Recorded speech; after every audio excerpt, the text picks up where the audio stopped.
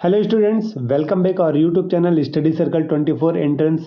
तो dear students, आज के वीडियो में हम देखने वाले हैं CGPPT यानी प्री पॉलिटेक्निक 2024 का क्वेश्चंस पेपर। उसका पूरा हम सॉल्यूशंस भी बताएंगे आपको, तो आप वीडियो को लास्ट तक देखिए, आपको सारा चीज़ हम डिटेल से बताएंगे। ठीक है, तो चलिए वीडियो को एक बार स्टार्ट करते हैं। तो यहाँ पास आपको यहाँ पर बताने वाले हैं साइंस का पार्ट। देखिए, आपका दो पार्ट होते हैं, एक होता है साइंस का पार्ट, ठीक है, और एक होता है आपका मैथ्स का पार्ट, राइट। तो अगर इसमें हम बात करें साइंस के लिए, तो सबसे पहले मैं आपको ये बता दूं कि साइंस का जो है पार्ट, उसमें कितने क्वेश्चंस होते हैं टोटल। ये होते हैं 75 क्वेश्चंस, ठीक है। और फिर इसके बाद मैथ्स के भी टोटल क्वेश्चंस होते हैं 75। इस प्रकार से टोटल क्वेश्चन 150 होते हैं और ईच क्वेश्चंस इज 1 मार्क्स, ठीक है। 1 मार्क्स के ही पूछे जाते हैं, कोई नेगेटिव मार्किंग नहीं होती है, लेकिन आपको सारे क्वेश्चंस अटेम्प्ट कर रहे हैं वो भी अच्छे से, ठीक है। तो मैं इसका टॉपिक वाइज या फिर PY क्वेश्चन मैं आपको चैप्टर वाइज मैं प्रैक्टिस करा दूंगा, ठीक है। या फिर अगर टाइम नहीं होगा तो कोशिश करेंगे हम कि आपके जितने भी लास्ट 5 to 6 ईयर के PY क्वेश्चंस हम आपको करा दें। लेकिन आप वीडियो के कमेंट सेक्शन में कमेंट करके आप जरूर बताइएगा कि आपको लास्ट 5 to 6 PYQ चाहिए, है ना, राइट, या फिर आपको टॉपिक वाइज आपको सारे चैप्टर MCQ चाहिए। ये आप वीडियो के कमेंट सेक्शन में कमेंट करके बताइएगा, तो उसके हिसाब से हम सारे वीडियो हम आप लोगों के लिए लेकर आएंगे, ठीक है। तो चलिए स्टार्ट करें। सबसे पहला क्वेश्चन देखिए, आपके पास फर्स्ट क्वेश्चन यहाँ दिया हुआ है कि अवतल लेंस, है ना, अवतल लेंस की क्षमता पूछा गया है, ठीक है, कि the power of concave lens is. तो आपके पास क्या दिया हुआ है, पॉजिटिव ऑप्शन देखिए, नेगेटिव दिया हुआ है, बोथ एंड 0, ठीक है। तो अवतल लेंस यानी कॉनकेव के लिए जो होता है ना, वो होता है नेगेटिव होता है। लेंस की जो क्षमता होती है वो क्या होती है, नेगेटिव। तो इसका ऑप्शन नंबर बी इसका करेक्ट आंसर हो जाएगा, है ना, ऋणात्मक होगा, करेक्ट। क्यों? क्योंकि देखिए, लेंस की क्षमता का अगर मात्रक कभी पूछा, ठीक है, मात्रक अगर यूनिट, राइट, तो अगर मात्रक पूछता तो डाईऑप्टर लिख देते आप, है ना, डाईऑप्टर, राइट, डाईऑप्टर लिख देते, ओके। बट अगर आपसे ये पूछे कि अगर लेंस की क्षमता पूछता है, ठीक है, मात्रक नहीं सिर्फ क्षमता, तो यहाँ पास इसका अवतल के लिए नेगेटिव होगा, ठीक है। क्यों? क्योंकि अवतल लेंस की जो फोकस दूरी होती है ना, वो हमेशा ऋणात्मक मानी जाती है, राइट। तो इसलिए लेंस की जो क्षमता होगी ये भी ऋणात्मक होगा। फोकस दूरी को F से डिनोट करते हैं, ठीक है। वक्रता त्रिज्या को R से डिनोट किया जाता है, ओके। अब देखिए नेक्स्ट सेकंड क्वेश्चन देख लेते हैं। सेकंड क्वेश्चन क्या दिया हुआ है, सेकंड क्वेश्चन दिया हुआ है कि नीचे दिए गए दो स्टेटमेंट दिए गए हैं A और B। तो पहला स्टेटमेंट में क्वेश्चन में क्या पूछा है कि आभासी प्रतिबिंब सदैव सीधा होता है, और दूसरा स्टेटमेंट पूछा गया है कि वास्तविक प्रतिबिंब सदैव उल्टा होता है। तो देखिए, दो कभी भी जब इमेज की बात करते हैं ना, तो एक आभासी होता है, एक वास्तविक होता है, राइट, रियल एंड वर्चुअल। तो जनरली अगर हम इसमें देखें तो पूछा क्या गया प्रश्न है कि आभासी प्रतिबिंब सदैव सीधा बनता है, ठीक है, और दूसरा है वास्तविक प्रतिबिंब सदैव उल्टा होता है। तो देखिए, कथन कारण वाले क्वेश्चंस आएंगे, तो इस प्रकार के क्वेश्चंस आप लोगों के लिए नए हैं, क्योंकि अभी तक आप लोग नहीं किए हैं इस प्रकार के क्वेश्चन, तो आप लोग प्रैक्टिस कीजिएगा इस प्रकार के क्वेश्चंस। तो देखिए, पहला ऑप्शन दिया हुआ है कि केवल कथन A सही है, और दूसरा है केवल कथन B सही है, और तीसरा ऑप्शन है कथन A और B दोनों सही है, और चौथा ऑप्शन दे रखा है कि कथन A और B दोनों सही नहीं है, ठीक है।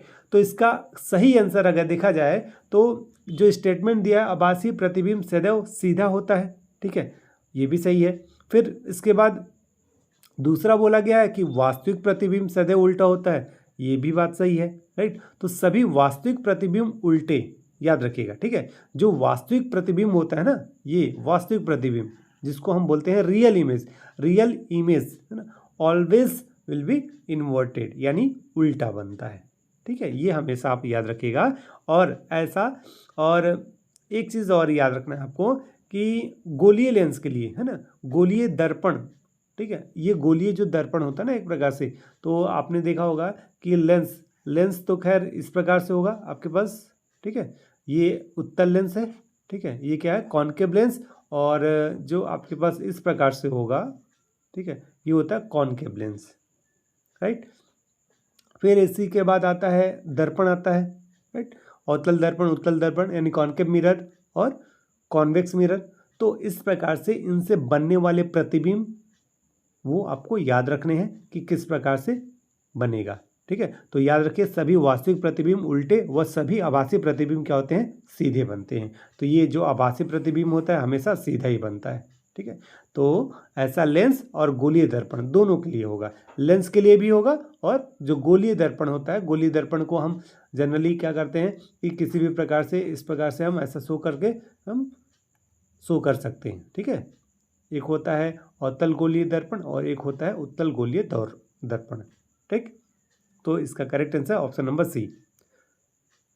नेक्स्ट देखिए, नेक्स्ट है विभवांतर नापने वाले उपकरण का नाम पूछा गया, विभवांतर, ठीक है। तो विभवांतर के लिए क्या होगा, विभवांतर को हम किससे डिनोट करेंगे, वी से। तो वोल्ट मीटर के लिए जनरली हम यूज करते हैं, ओके। अमीटर, तो यहाँ पास दिया हुआ है, अमीटर दिया हुआ है, तो यहाँ पास अमीटर के लिए जो सिंबल होगा वो होगा क्या, ए, ठीक है। अमीटर के लिए जो सिंबल होगा वो होगा ए। और गैल्वेनोमीटर के लिए हम यहाँ पास ए, और गैल्वेनोमीटर को जी से हम प्रदर्शित करते हैं, विभवमापी, है ना। तो विभवमापी होता है, पोटेंशियोमीटर होता है, राइट। इसके लिए जब सेल का विद्युत वाहक बल यूज़ करते हैं ना, तो E1 और E2 यूज़ करना पड़ता है। और वोल्ट मीटर, तो यहाँ पूछा क्या गया है, विभवांतर पूछा गया है ना, वोल्ट मीटर। तो यहाँ पास पोटेंशियल डिफरेंस पूछा गया है, तो पोटेंशियल डिफरेंस को क्या करते हैं हम, वोल्ट मीटर से हम डिनोट करेंगे। तो इसका option number D correct answer हो जाएगा। जब कभी भी हमको दो बिंदु दी हुई है ना, अगर उसका एक प्रकार से विभवांतर हमको मालूम है, जैसे फॉर एग्जांपल अगर ए बिंदु है तो इसका विभवांतर वी ए दिया हुआ है और बी का दिया हुआ है वी बी, तो इसका विभवांतर जब हम निकालेंगे तो v is equal to V A minus V B निकाल सकते हैं। दो बिंदुओं के बीच के विभव का अंतर हम निकालते हैं, ओके। अब नेक्स्ट देख लीजिए, गैल्वेनोमीटर से क्या करते हैं हम, धारा का माप करते हैं ना, राइट। कि किसी भी ऑपरेटर्स में हमने गैल्वेनोमीटर लगाकर क्षणिक बहने वाली धारा, मतलब बहुत कम धारा जो बहती है, हम उससे पता लगा सकते हैं, ओके। नेक्स्ट क्वेश्चन पे आते हैं, क्वेश्चन नंबर 4 पे। देखिए क्वेश्चन 75 है, तो लगभग हम कोशिश कर रहे हैं कि पूरा क्वेश्चन बता दें, या फिर हम सेकेंड पार्ट में और भी क्वेश्चंस बताएंगे, ठीक है, ओके। डियर स्टूडेंट्स, यदि आप चैनल पर नए होंगे तो चैनल को सब्सक्राइब कर लीजिएगा, साथ ही बेल आइकन का बटन जरूर प्रेस करिएगा, और इस प्रकार की लेटेस्ट वीडियो आपको मिलती रहेगी, तो उसके लिए आप टेंशन लेना नहीं है, ठीक है। तो देखिए नेक्स्ट क्वेश्चन पे आते हैं। अब दिया हुआ है निम्नलिखित में से कौन सा पदार्थ एक अच्छा कुचालक है, कुचालक पूछा गया, गुड इंसुलेटर पूछा गया है, गुड कंडक्टर नहीं पूछा है, याद रखिए, ओके। को कुचालक यानी इसमें गुड इंसुलेटर, तो यहाँ पास आपके पास ऑप्शंस क्या क्या है। फर्स्ट ऑप्शन दे रखा है कि एल्यूमिनियम, कॉपर, कांच और चांदी, okay. Aluminium, copper, glass and silver, right. तो इसका करेक्ट आंसर क्या हो जाएगा आपके पास, तो इसका करेक्ट आंसर अगर हम देखेंगे तो कुचालक के लिए पूछा है ना, तो एल्यूमिनियम तो वो तो गुड कंडक्टर है, कॉपर भी गुड कंडक्टर है, और बेस्ट गुड कंडक्टर क्या माना जाता है, सिल्वर माना जाता है। तो सबसे अलग आपको क्या दिख रहा है, कांच, बैड कंडक्टर में, है ना। तो ऑब्वियसली इसका करेक्ट आंसर क्या हो जाएगा, ग्लास, ओके।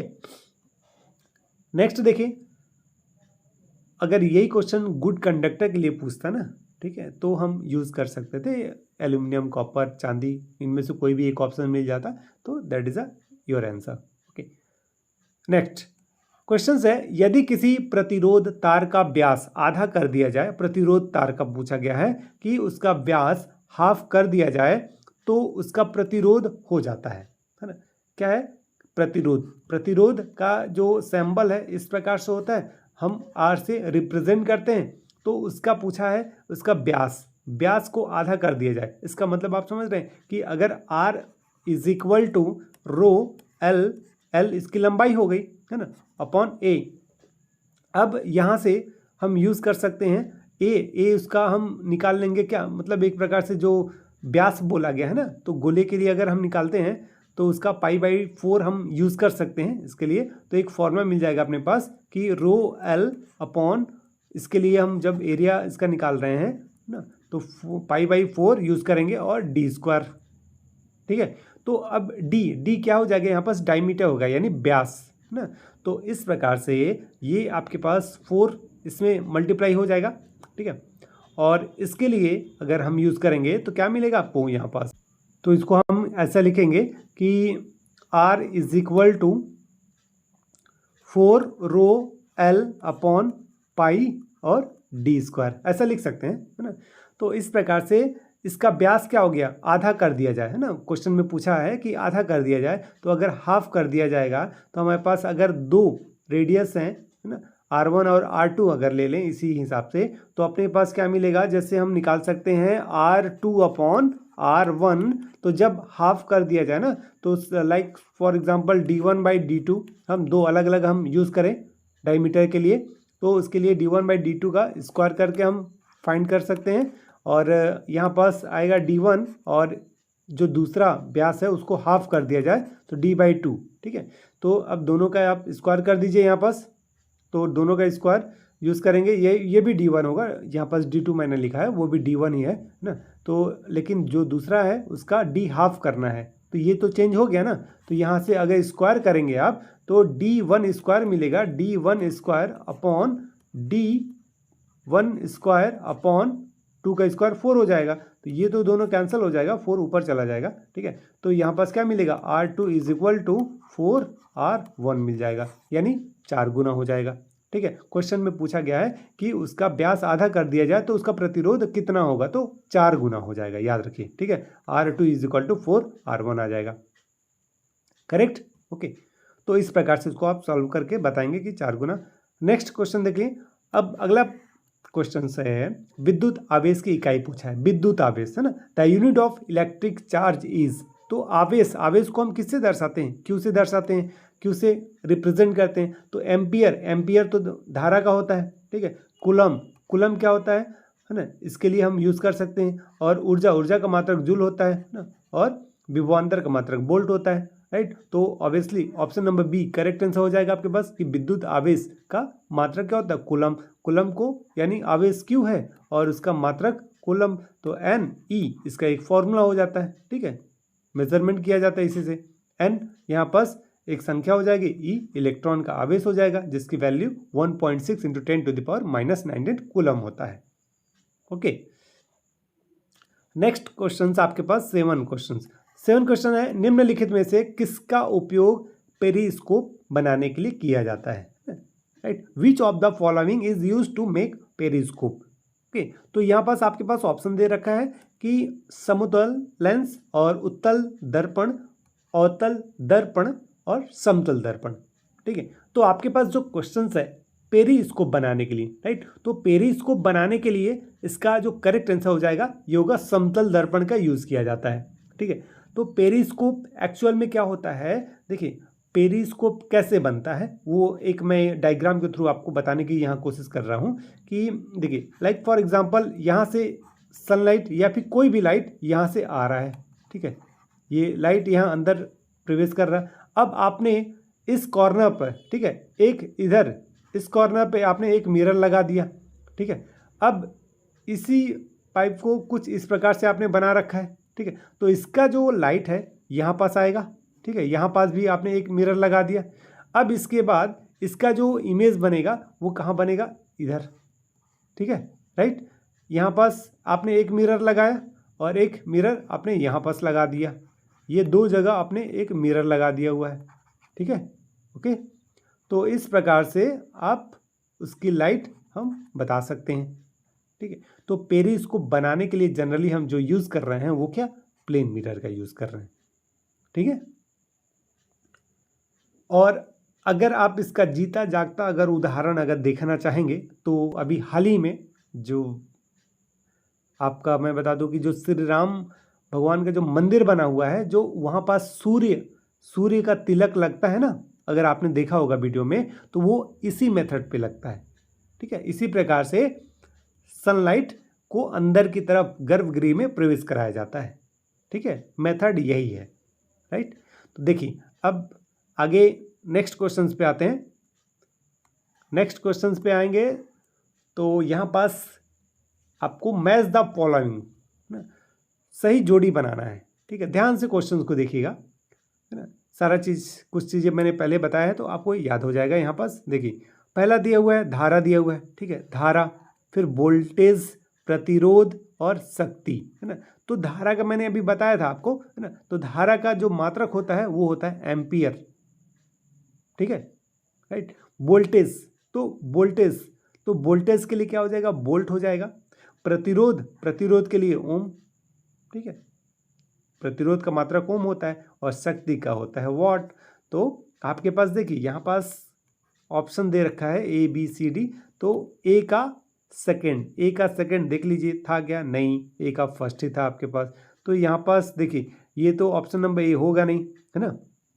अब ऑप्शन नंबर बी और ये सी भी नहीं होगा, ठीक। तो अब बचा क्या, बी और डी बच गया, क्योंकि ए का फर्स्ट दिया हुआ। अब सेकंड का देख लीजिए, कंफर्म कर लीजिए, वोल्टेज का थर्ड, यानी बी का थर्ड दिया हुआ क्या यहाँ पास देखिए, तो बी का थर्ड दिया हुआ, यहाँ पास 4 दिया है, तो ये भी नहीं होगा। इसका मतलब ये आपका option number B correct answer हो जाएगा।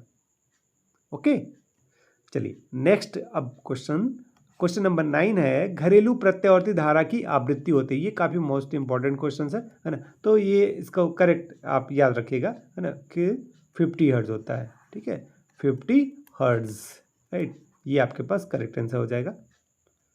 और अगर क्रम पूछता कि घरेलू जो प्रत्यावर्ती धारा की आवृत्ति यहाँ पूछा है, अगर ये पूछता कि घरों में जो धारा एक प्रकार से बहती है वो कितने वोल्ट का होता है, तो हम लिख देते हैं वहाँ पास 220 वोल्ट, है ना, ठीक है। ये याद रखिएगा, ऐसा क्वेश्चन भी पूछा जा सकता है। नेक्स्ट सुमेलित करना, मतलब वही मैच द फॉलोइंग है। फर्स्ट दिया हुआ है दंत चिकित्सक दिया हुआ है, और उसका फिर आवर्धित प्रतिबिंब, वाहन के पक्ष दृश्य दर्पण और पेरिस्कोप। तो पेरिस्कोप के बारे में मैंने बताया अभी, समतल दर्पण होता है ना। तो देख लीजिए डी का 4th आपको यहाँ पास मिल गया, ठीक है। अब वाहन के पीछे दृश्य देखने के लिए उत्तल दर्पण का यूज़ करते हैं, ठीक है। तो यहाँ पास आपको ये दिया ही है, यानी सी का 3rd। फिर इसके बाद आवर्धित प्रतिबिंब और दंत चिकित्सक, तो एक प्रकार से जो डॉक्टर होते हैं ना, डॉक्टर किसका यूज़ करते हैं, अवतल दर्पण का यूज़ करते हैं, और समतल दर्पण का भी ऑलरेडी यूज़ करते हैं, बट यहाँ पर हम करेक्ट आंसर की बात करेंगे, है ना। तो फिर आवर्धित प्रतिबिंब दिया हुआ है, तो आवर्धित प्रतिबिंब के लिए फिर आपके पास आ जाएगा, यहाँ पास देख सकते हैं कि आवर्धित प्रतिबिंब इसका अगर हम निकालना चाहेंगे तो वो होगा अवतल दर्पण से, ठीक है। तो इसका आवर्धित के लिए हम निकालेंगे ऑप्शन नंबर बी, और अवतल दिया हुआ समतल दिया है, दोनों दिया है, तो ये ऑप्शन नंबर ए का ये करेक्ट आंसर हो जाएगा। तो ए का आपके पास फर्स्ट है, बी का सेकेंड है, सी का 3rd है, और डी का 4th है, ठीक है। तो ए का फर्स्ट, बी का सेकेंड, सी का 3rd, बी डी का 4th, तो ऑप्शन नंबर इसका करेक्ट आंसर होगा, ठीक है। नेक्स्ट देखिए, किसी दिए गए पदार्थ के तार की विद्युतीय प्रतिरोधकता निर्भर करती है, ठीक है। तो किस पर निर्भर करती है ये देखेंगे हम। यहाँ पास ऑप्शन दे रखा है, लंबाई है, मोटाई है, आकार है, और पदार्थ की प्रकृति पर, ठीक है।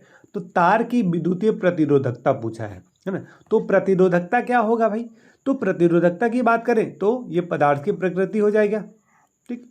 तो प्रतिरोधकता क्या होता है, पदार्थ की प्रकृति पर निर्भर करता है, यह तार की लंबाई, मोटाई, आकार पर निर्भर नहीं करता, ये भी याद रखना है आपको, ठीक है, नेचर पर डिपेंड करता है।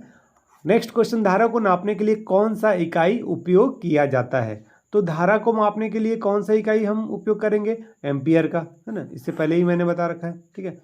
कूलम किसके लिए होता है वो भी मैंने बताया, आवेश के लिए वोल्ट, है ना, वोल्ट मीटर, और ओम प्रतिरोध के लिए। कौन सा लेंस के मध्य में पतला होता है ना, कौन सा लेंस के मध्य में पतला होता है। देखिए दो चीज़ें मैंने अभी पहले बताया था आपको, ये बताया था कॉन्वेक्स लेंस, है ना, तो ये बीच में तो मोटा है, और दूसरा मैंने बताया था ये कॉनकेव लेंस बताया था, इस टाइप से होता है, ठीक है। तो ये बीच में क्या होता है, पतला होता है। तो यहाँ पास यही पूछा है, which lens is thinner at the centre. तो यहाँ पास से हम देख लेंगे कि ऑप्शन नंबर बी इसका करेक्ट आंसर हो जाएगा, ओके, अवतल लेंस हो जाएगा, ठीक है। नेक्स्ट क्वेश्चन 14 क्वेश्चन है आपके पास। 14 नंबर का देखिए कि दिशा निर्देश यहाँ पर दे रखा है, मतलब कथन और कारण वाले क्वेश्चन है। पहला कौन इसका स्टेटमेंट यानी अजर्सन दिया हुआ है, अजर्सन रीजनिंग वाले क्वेश्चन आएंगे, 100% आएंगे, है ना। तो आपको इस प्रकार के क्वेश्चन को प्रैक्टिस करने हैं, हम करा रहे हैं और आगे भी करा देंगे। तो आपको ऐसे क्वेश्चंस आपको अच्छे से करने हैं और मैच द सेंटेंस वाले, ठीक है, क्योंकि वैसे क्वेश्चंस पूछे जा रहे हैं। देखिए स्टेटमेंट में क्या पूछा है कि कोलाइड कण टिंडल प्रभाव को प्रदर्शित नहीं करता, ठीक है। और अब इसमें यह भी पूछा गया है कि कारण में रीजन में क्या बोला गया कि कोलाइड विलयन स्थिर होते हैं, कोलाइड जो सॉल्यूशन है वो स्थिर होते हैं तथा कोलाइड कण स्थिर नहीं होते। तो इसका जो करेक्ट आंसर हो जाएगा ना, इसका हो जाएगा यहाँ पास पहला दिया हुआ कि ए और आर दोनों सही है ना, और फिर दिया हुआ है यहाँ पास कारण आर कथन ए की सही व्याख्या करता है। बी ऑप्शन दिया हुआ है कि कथन ए व कारण आर दोनों सही किंतु कारण आर कथन ए की सही व्याख्या नहीं करता। और तीसरा ऑप्शन है कि कथन सही है किंतु कारण गलत है। और चौथा है कि कथन ए गलत है किंतु कारण आर सही है ना। तो क्वेश्चन एक बार अच्छे से देख लीजिए कि कोलाइड कण टिंडल प्रभाव को प्रदर्शित नहीं करते हैं, जबकि ऐसा नहीं है, कोलाइड कण जो है टिंडल प्रभाव को प्रदर्शित करते हैं, ठीक है। तो इसका मतलब कथन ए क्या है, ये गलत है, ठीक है, कथन ए क्या है, गलत है और आर सही है। तो इस प्रकार से ऑप्शन नंबर डी इसका करेक्ट आंसर हो जाएगा, ओके, कि कोलाइड कण टिंडल प्रभाव प्रदर्शित करते हैं, ठीक है। नेक्स्ट देखते हैं हम क्वेश्चन नंबर 15 पे आएंगे। तो क्वेश्चन नंबर 15 आप यहाँ पास देखिए, 15 दिया हुआ है कि सल्फर डाइऑक्साइड में सल्फर और ऑक्सीजन का परमाणु, है ना, परमाणु द्रव्यमान का अनुपात पूछा गया है, ठीक है, परमाणु द्रव्यमान का अनुपात पूछा गया है। सल्फर का परमाणु द्रव्यमान, तो सल्फर का परमाणु द्रव्यमान देखें तो उसको हम ऐसे डिनोट करते हैं, है ना, किससे, ऐसे डिनोट करेंगे सल्फर को, ठीक है। और ऑक्सीजन, तो ऑक्सीजन के लिए यहाँ पास हम देख लेंगे तो सल्फर का परमाणु क्रमांक, यानी जब द्रव्यमान की बात करेंगे तो इसका परमाणु क्रमांक 16 होता है, ठीक है, और इसका परमाणु द्रव्यमान यहाँ पास 32 हो जाएगा। इसी प्रकार से ऑक्सीजन के लिए अगर हम निकालेंगे तो यहाँ पास ऑक्सीजन का एटॉमिक नंबर 8 होता है, यहाँ O2 दिया हुआ है तो 16 हो जाएगा। तो यहाँ भी क्या आ जाएगा, 32 आ जाएगा। इन दोनों को आप डिवाइड कर दीजिएगा तो क्या आएगा, 1:1 आएगा। इसका मतलब ऑप्शन नंबर ए इसका करेक्ट आंसर हो जाएगा, 1:1, ठीक है। अब नेक्स्ट क्वेश्चन है आपके पास, कथन और कारण का ही है कि ऑक्सीजन का आणविक भार 16 है ना, ऑक्सीजन का आणविक भार 16 है, ये बिल्कुल सही है, अभी मैंने बताया आपको। फिर ऑक्सीजन का दिया हुआ है कारण में ऑक्सीजन का परमाणु भार, है ना, परमाणु भार 16 है, ठीक है। Molecular weight of oxygen is 16 and atomic weight of oxygen is 16। देखिए ये दो चीज़ें दिए हुए हैं, आणविक भार और परमाणु भार दिया हुआ है, ठीक है। तो अगर हम यहाँ पास देखें तो आपके पास देखिए कथन व कारण दोनों सही है, ठीक, पहला ऑप्शन कारण आर कथन ए की सही व्याख्या करता है, ठीक है। दूसरा ऑप्शन देखते हैं भाई कि कथन ए और कारण आर दोनों सही है किंतु कारण आर कथन ए की सही व्याख्या नहीं करता। अच्छा ठीक, चलिए तीसरा ऑप्शन देखिए, कथन ए सही है किंतु कारण आर गलत है। और चौथा ऑप्शन कहता है कि कथन ए गलत है किंतु कारण आर सही है ना। तो क्वेश्चन क्या पूछा कि ऑक्सीजन का आणविक भार 16 है, ठीक है, ये तो गलत हो गया, ठीक है। और ऑक्सीजन का परमाणु भार एटॉमिक वेट जो है ये 16 होता है, ठीक है, ये चीज़ 16 होगा, ठीक है। ऑक्सीजन का 8 एटॉमिक नंबर होता है ना, परमाणु क्रमांक जिसको कहते हैं, और उसका परमाणु भार जो है वो 16 हो जाएगा। तो क्या होगा, कारण सही है, इसका मतलब option number D correct answer है, ओके। अब नेक्स्ट हम देखेंगे, नेक्स्ट क्वेश्चन अगला है प्रश्न, फिर से आपको अजर्सन रीजनिंग का क्वेश्चन ही मिलेगा। देखिए स्टेटमेंट क्या दिया हुआ है, स्टेटमेंट दिया हुआ है कि एक ग्लास पानी में टेबल का नमक, है ना, टेबल नमक का घोल सजातीय होता है, और कारण दिया है जिन विलयन की संरचना भिन्न भिन्न हो वह सजातीय हो, ठीक है। तो कथन में क्या दिया हुआ है कि कथन ए और कारण दोनों सत्य है। दूसरा दिया हुआ है कि कथन ए कारण आर दोनों सत्य किंतु कारण आर कथन ए का सही व्याख्या नहीं करता। और तीसरा ऑप्शन दे रखा है कि कथन ए सही है किंतु आर गलत है। और नेक्स्ट है कथन ए गलत है किंतु कारण आर सही है। ठीक है, तो इसका अगर हम सही ऑप्शंस की बात करेंगे तो इसका सही ऑप्शंस क्या हो जाएगा आपके पास? सी। ठीक है, कथन सही है किंतु कारण गलत है, क्योंकि क्वेश्चंस में बोला गया कि एक ग्लास पानी में टेबल नमक का घोल सजातीय होता है। ठीक है, a solution of table salt in glass of water is homogenous and next जिन विलयन की संरचना भिन्न भिन्न हो वह सजातीय होता है। ठीक है, तो ऑप्शन नंबर सी में यही बोला कि कथन ए सही है किंतु कारण गलत है। ठीक है, क्यों? रीजन क्या है? क्योंकि समान संगठन वाला विलयन समांगी होता है ना, ये भी याद रखना है आपको। अगला क्वेश्चन है, निम्नलिखित में से कौन सा परमाणु जोड़ा संभारिक है? तो इसमें ये जो पूछा है इसका आंसर हो जाएगा आपके पास ऑप्शन नंबर सी, इसका करेक्ट आंसर हो जाएगा। ठीक है, ओके, आर्गन के लिए और कैल्शियम के लिए। ठीक है, जो दिया हुआ है ये सही है, बाकी के लिए संभारिक जोड़ा पूछा है ना, परमाणु जोड़ा संभारिक है। ठीक है, बाकी के ये अलग हो गए। तो इस प्रकार से अगर हम बात करें इसका आर्गन और कैल्शियम का, ऑप्शन नंबर सी में जो आर्गन दिया हुआ है और कैल्शियम। ठीक है, तो आर्गन का एटॉमिक नंबर वो क्या हो गया 18 है ना, और कैल्शियम का 20 होता है। तो इसी प्रकार से आपको ये भी याद भी रखना है कि भिन्न भिन्न जो तत्व होते हैं ना, यानी विभिन्न तत्वों के परमाणु जिनकी द्रव्यमान संख्या है ना, यानी ए अगर हम देखें तो समान परंतु परमाणु संख्या जेड भिन्न भिन्न होता है, संभारिक कहलाते हैं। ठीक है, नेक्स्ट क्वेश्चन हम देखेंगे। नेक्स्ट क्वेश्चन देखिए, कौन से रेडियोधर्मी तत्व का उपयोग कैंसर के उपचार में किया जाता है? कैंसर के उपचार में पूछा गया है ना, तो यहाँ पास आपके पास ऑप्शंस है कि आयोडीन, यूरेनियम है ना, प्लूटोनियम और कोबाल्ट। तो इसका सही आंसर हो जाएगा कोबाल्ट 60। ठीक है, कोबाल्ट 60 होगा। ठीक है, ये याद रखना है आपको। इसमें क्या होता है कि रेडियोधर्मी जो तत्व होते हैं उसका उपयोग कैंसर के उपचार में किया जाता है ना, कि इसका जो अगर हम देखेंगे कि 131 का उपयोग अगर हम थायराइड ग्रंथि का विकार ज्ञात करने में तथा ब्रेन ट्यूमर का उपचार करने में करते हैं, है ना। ठीक है, ये जो आपके पास ऑप्शन नंबर ए में दिया हुआ है ना, यहाँ पास आयोडीन के लिए, वो याद रखना है। और जो ये यूरेनियम दिया है, ठीक है, यूरेनियम, तो यूरेनियम जो दिया हुआ है वो 235 का उपयोग नाभ की ऊर्जा के लिए षड्यंत्र में किया जाता है। ठीक है, फिर इसके बाद प्लूटोनियम है। तो इस प्रकार से इसका option number D correct answer हो जाएगा। अगला है कि रक्त और समुद्री जल है, रक्त और समुद्री जल हैं तो किस प्रकार का है, ये आपको बताना है। तो देखिए ये क्या है, रक्त और समुद्री जल क्या एक मिश्रण है, मिक्सचर है। ठीक है, यौगिक नहीं होगा, रक्त एक मिश्रण है जबकि समुद्री जल एक यौगिक है जी नहीं। तो option number A he correct answer होगा बस इसमें। ठीक है, नेक्स्ट, किसी तत्व के समस्थानिक होते हैं, किसी तत्व के समस्थानिक होते हैं। ठीक है, तो समस्थानिक में क्या आ जाएगा, न्यूट्रॉन की भिन्न भिन्न संख्या आ जाएगी। ऑप्शन नंबर सी इसका करेक्ट आंसर होगा, न्यूट्रॉन की भिन्न भिन्न संख्या।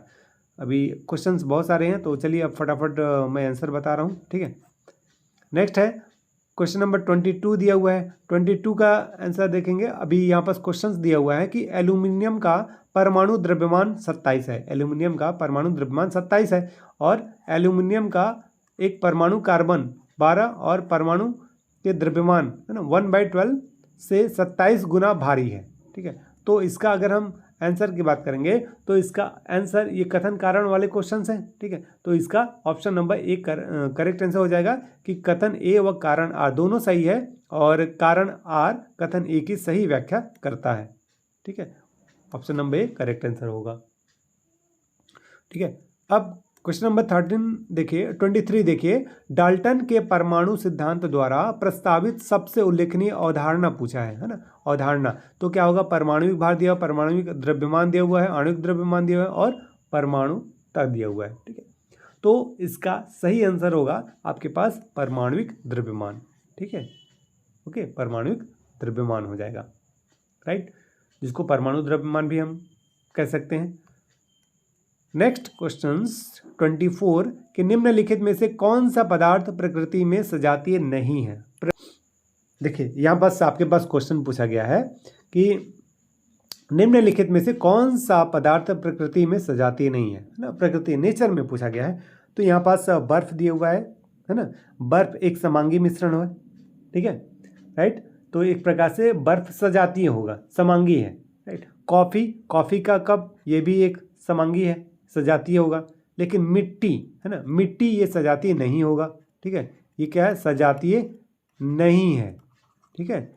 और वायु भी एक सजातीय ही होगा, ठीक है, राइट। तो इस प्रकार से ऑप्शन नंबर सी इसका करेक्ट आंसर हो जाएगा। क्वेश्चन देखिए 25, निम्न में से कौन सा गुण किसी यौगिक के बारे में सही नहीं है, ठीक है। तो क्वेश्चन है इसमें दिया हुआ है कि यह दो या दो से अधिक तत्वों से मिलकर बना होता है, यह एक शुद्ध पदार्थ होता है। किसमें, यौगिक के बारे में बोला गया है ना। तो इसे भौतिक तरीकों से घटकों में विभाजित किया जा सकता है, ठीक है। और इसे द्रव्यमान के हिसाब से किसी भी अनुपात से मिलाया जाता है, ठीक है। तो अगर इसमें हम देखेंगे तो इसका करेक्ट आंसर हो जाएगा ऑप्शन नंबर डी, ठीक है, करेक्ट आंसर डी कि इसे द्रव्यमान के हिसाब से किसी भी अनुपात से मिलाया जाता है, राइट। नेक्स्ट क्वेश्चन नंबर 26 देखिए कि निम्नलिखित विकल्पों में से कोलाइड के बारे में गलत कथन का चयन कीजिए। तो क्या दिया हुआ है, कोलाइड समरूप होते हैं और कोलाइड अपने से गुजरने वाली प्रकाश किरणों को प्रकीर्णित कर सकता है और कोलाइड टिंडल प्रभाव प्रदर्शित करते हैं, कोलाइड स्थिर होते हैं, ठीक है। तो इसका करेक्ट आंसर हो जाएगा कोलाइड समरूप होते हैं। नेक्स्ट देखिए, नेक्स्ट क्वेश्चंस आपके पास 5500 एंगस्ट्रॉन तरंग दैर्ध्य वाली प्रकाश एक समतल परावर्तित सतह पर आपतित होती है, परावर्तित तरंग दैर्ध्य होगी तो कितना होगा वो आपको बताना है, ठीक है।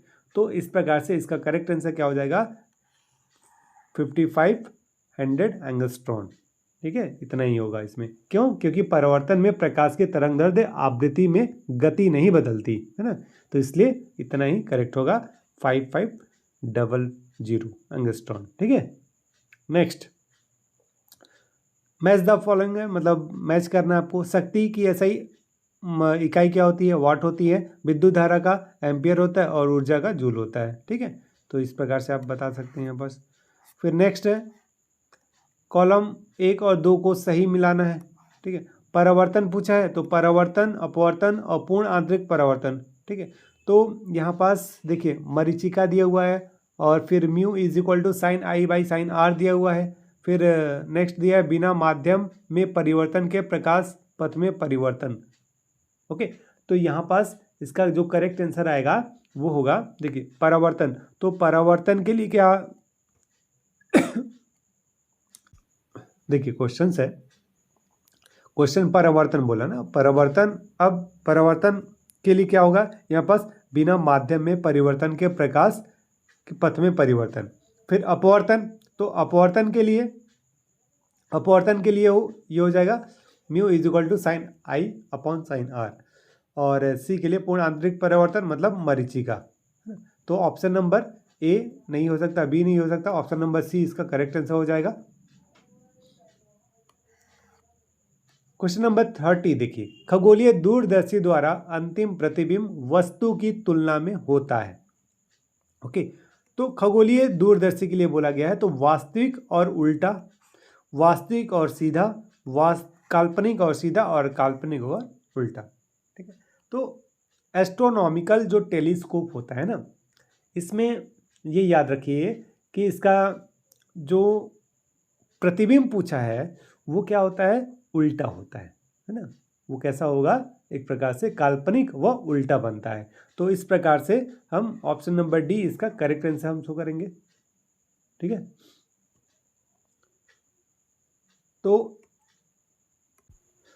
तो आज के वीडियो में हम ये 30 क्वेश्चंस कवर किए हैं। आपके पास 35 क्वेश्चन और बच गए हैं, है ना। तो इसको हम नेक्स्ट वीडियो में हम कंप्लीट करेंगे साइंस का पार्ट। फिर इसके बाद आपका आएगा मैथ्स का, तो मैथ्स का भी हम नेक्स्ट ऐसे ही 2 पार्ट में हम डिवाइड कर देंगे, है ना, 75 क्वेश्चंस, क्योंकि वीडियो काफ़ी लंबी हो जा रही है और आप लोग वीडियो काफ़ी लंबी देख नहीं पाते हैं, तो इसलिए अभी आप स्टार्ट करिए। अगर ज़रूरत होगा तो हम कंटिन्यू क्लास हम लेंगे, तो 1 घंटे का भी वीडियो आपको मिल जाएगा, या फिर मैराथन क्लास हम ले लेंगे, ठीक है। तो आज के वीडियो में इतना ही, मिलते हैं नेक्स्ट वीडियो में। तब तक के लिए आप अपना ध्यान रखिए और अपने अच्छे से स्टडी करते रहिए।